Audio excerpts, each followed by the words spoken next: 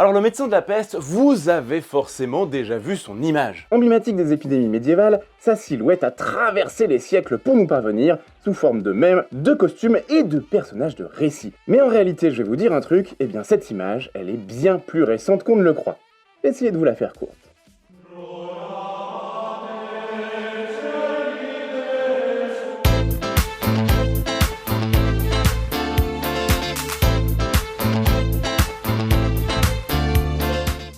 Tout d'abord, c'est quoi un médecin de la peste? Eh ben, tout est dans le nom.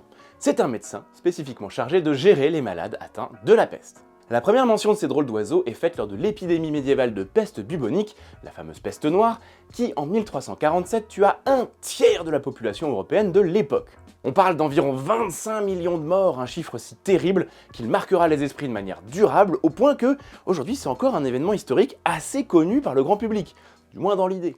Après, je parle de drôles d'oiseaux, mais à cette époque, le costume emblématique à bec d'oiseau, eh ben en fait, il n'existe pas encore.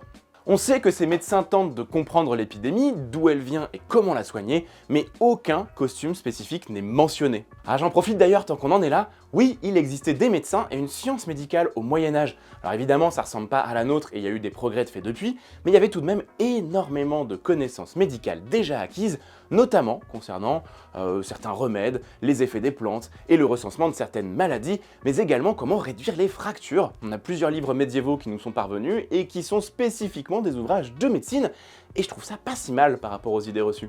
À l'époque, on soigne les gens, on a des méthodes pour ça, et certaines fonctionnent très très bien. C'est la science. Par contre, vous inquiéterez pas, ça pique un peu. Bref, en réalité, le costume spécial, sa première mention date plutôt du début du XVIIe siècle.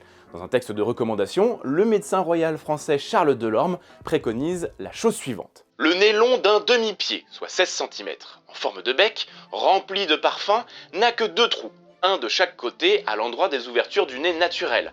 Mais cela peut suffire pour la respiration et pour porter avec l'air que l'on respire l'impression des drogues renfermées plus avant dans le bec. Sous le manteau, on porte des bottines faites de maroquin, un cuir de bouc et de chèvre, des culottes de peau unies qui s'attachent aux dites bottines et une chemise de peau unie dont on renferme le bas dans les culottes. Le chapeau et les gants sont aussi de même peau, des besicles sur les yeux.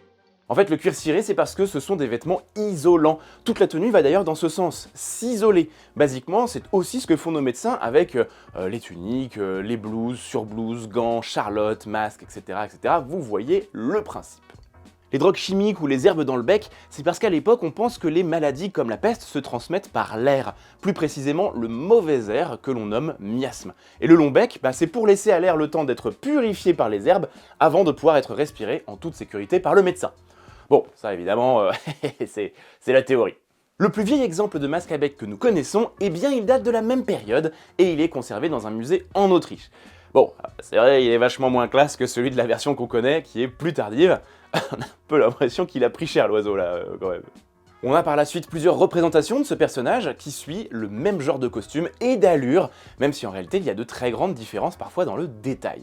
En fait, ce costume si emblématique de la peste noire médiévale, il n'a rien à voir avec la peste noire médiévale. Des épidémies de peste, il y en a eu de très nombreuses, avant le Moyen-Âge aussi, et à des échelles très variées jusqu'à nos jours. Pour vous dire, les derniers cas recensés datent de 2020 en Mongolie, et c'est une affaire de marmotte. Le costume spécial a permis aux médecins de la peste de limiter leur contact avec les malades ou les vecteurs de la maladie comme les puces, et donc d'avoir un taux de survie bien plus important. Même si clairement ça fonctionnait pas à tous les coups puisque certains en sont morts. Et qu'ils n'ont pas réussi à soigner grand monde en réalité. En revanche, les médecins de la peste ont eu beaucoup d'autres intérêts. Déjà, ils témoignent d'une volonté par les pouvoirs en place de comprendre et enquêter sur la maladie, et ce de manière scientifique. Parce qu'en fait, ils étaient souvent dépêchés et payés par les villes ou les autorités. Ils ont aussi permis de faire des recensements des malades et des morts. Et au-delà de ces questions, ils furent également exécuteurs testamentaires puisque souvent témoins des dernières heures de certains malades. Mais alors, elle vient d'où cette image du médecin de la peste? Eh bien, tout simplement de l'énorme succès de la silhouette. Très reconnaissable, véritable caricature vivante de la maladie et de la mort elle-même, le médecin de la peste apparaît très vite dans de nombreux textes, jusqu'à devenir un personnage classique de la commedia dell'arte, le théâtre populaire italien.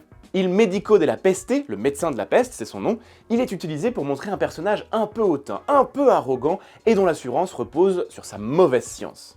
On voit aussi régulièrement le masque au bec se promener dans les allées du carnaval de Venise, dans des films, et il est également devenu un mème énorme grâce à quelques gifs populaires. Et avec la pandémie de Covid-19 que nous avons vécue, sa figure est revenue sur le devant de la scène. Qu'il s'agisse de faire des blagues, de sortir des vidéos historiques dans l'air du temps ou de pointer du doigt les démarches scientifiques discutables, je ne sais pas si vous vous en souvenez, mais à ce moment-là, le médecin de la peste a été partout. Il a même inspiré les arts, comme par exemple le créateur de haute couture Franck Sorbier, dans une collection de plusieurs ensembles délicieusement rétro, mais un peu lugubre.